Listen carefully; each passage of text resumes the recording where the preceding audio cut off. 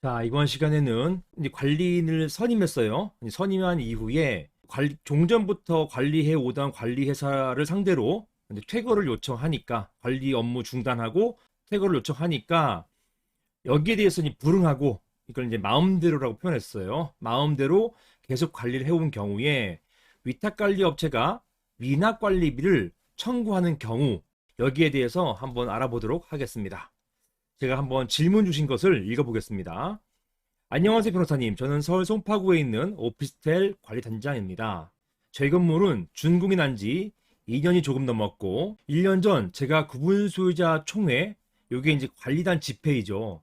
이런 구분소유자 총회를 통해서 관리단장으로 뽑혔습니다. 이 관리단장을 법상으로는 관리인이라고 표현해요. 이 관리단장, 이건 관리인하고 똑같은 얘기입니다. 그리고 새로운 위탁관리 업체를 선정하려고 하는데, 종전에 시행사로부터 위탁계약을 받은 관리업체가 저희 관리단장 지위를 인정하지 않고, 이게 실무상 대부분 이렇더라고요. 관리인 지위 일단 인정하지 않고 법적으로 이제 다툽니다. 다투면서 이제 시간을 좀 버는 경우, 이런 경우가 이제 비일비재하게 일어나고 있어요. 자, 일부 구분수자들을 선동해서 관리단장 지위를 갖고 1년 정도 소송을 진행했습니다.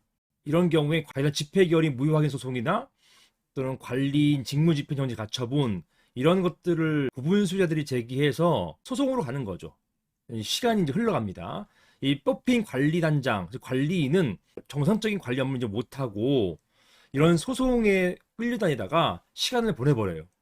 이런 경우가 이제 많습니다. 그런데 결국 제가 적법한 관리인이라는 사실이 법원의 판결로 확인되었고, 관리업체는 그제서야 비로소 퇴거를 하였습니다.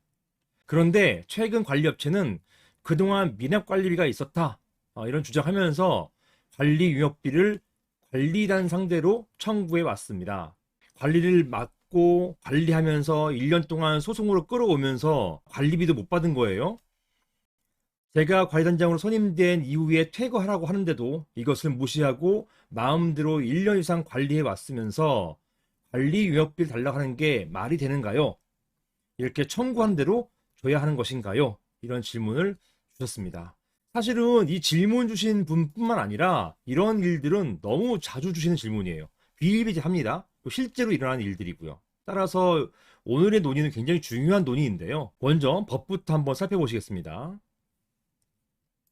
자, 오피스텔이니까 집합건물법이죠. 집합건물의 소유 및 관리하는 법률, 여기에 적용을 받는 것이고, 그 다음에 이 쟁점이 관리비잖아요. 관리유역비잖아요. 이 관리비, 이런 관리비에 대한 근거 규정이 바로 17조에 있습니다. 17조.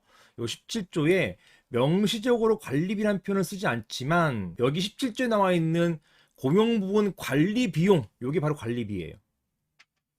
자, 요것을, 이게 바로 집합 건물, 상가, 오피스, 오피스텔 같은 건물, 아파트 아닙니다. 아파트 같은 공동주택은 공동주택 관리법에 따르는 것이고, 거기에는 관리비가 있어요. 관리비가 있는데, 이런 집합 건물, 아파트를 제외한 집합 건물에는 관리비라는 항목이 법에 없고요. 관리 비용, 이렇게 표현하고 있습니다.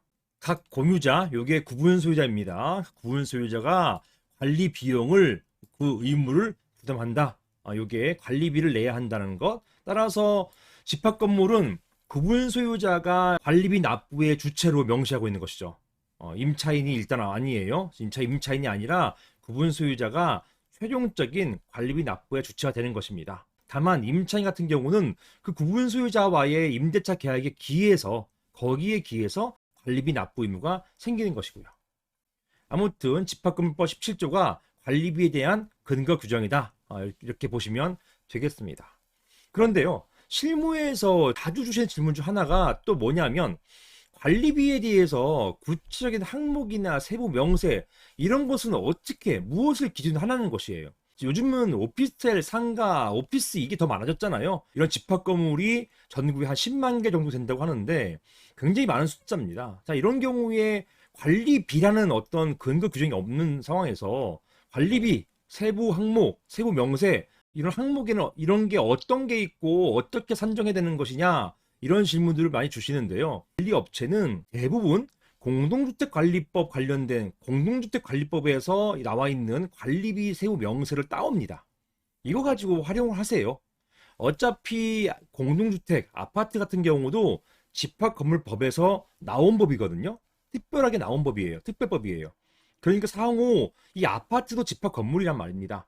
그러다 보니까 비록 집합건물법에는 관리비 관련된 항목이나 세부 명세가 규정이 없어요. 하지만 실제로 들어가 보면 실무에서는 공동주택관리법에 나와 있는 관리비 항목과 세부 명세 이런 것들을 갖다 쓰고 있단 말입니다. 공동주택관리법 23조 이렇게 있어요. 이게 바로 공동주택관리법입니다. 공동주택관리법 23조 여기에 관리비라는 표현이 있잖아요. 관리비, 납부, 공개 등이라 되어 있어서 여기에서 관리비 내용 등에 대한 필요한 사항은 대통령령으로 정한다 라고 되어 있고요. 이 대통령령이 또 23조예요. 동일한 23조입니다. 자, 들어가 보면은 이렇게 관리비 항목 따로 있어요. 공동주택관리법 시행령이라 되어 있고요. 여기에 관리비 항목이 있어서 상세하게 나와 있습니다. 일반 관리비, 청소비, 경비비, 소독비, 승강기, 유지비 등등등 이런 것들이 상세하게 나와 있고, 비록 상가, 오피스, 오피스텔은 공동주택이 아니지만 이런 아파트를 제외한 집합건물에 있어서의 관리비는 공동주택관리법에 나와 있는 이런 것들을 대부분 동일하게 보고 같이 쓰고 있어요. 이게 실무입니다. 자, 그래서 법 23조와 시행령 23조가 있죠. 그리고 또 이게 있어요. 시행령 별표 2. 여기에 다시 보시면 여기 시행령 보시면 여기 별표가 있어서 여기에 관리비 항목별 세부 명세가 나와 있습니다.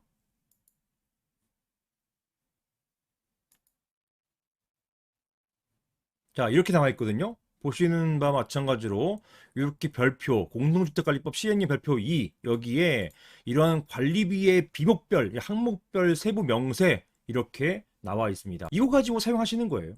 그리고 국토교통부의 공동주택관리 매뉴얼 이런 것도 있습니다. 이것도 많이 활용하세요. 자, 이런 걸 통해서 관리비 항목과 세부 명세 이걸 가지고서 이게 관리비가 제대로 거치고 있느냐, 아니면 관리비가 비싸냐, 항목이 제대로 되어 있느냐, 아니면 다른 곳으로 잘못 사용되고 있느냐 이런 것들을 발견할 수 있단 말입니다.